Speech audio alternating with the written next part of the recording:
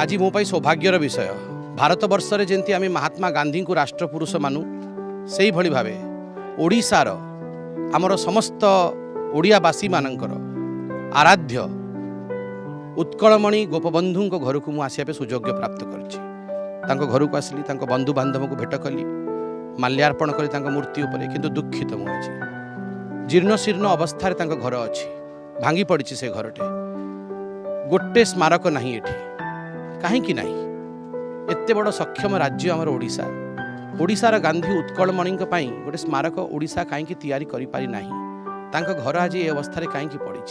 Future generation सी केंती जानवे कि उत्कलमणि गोपबंधु किए थे आमको से इतिहास को बजे रखा हम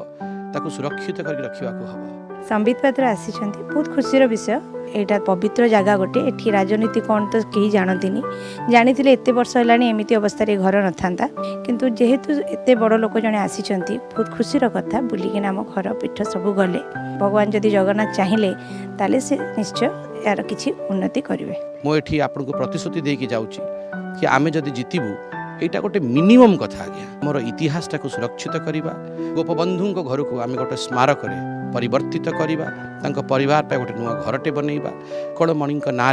रोड ब्रिज रेलवे स्टेशन कि भली हो पारिबो ताहा चिंता करवा ताकू करिके देखैबा।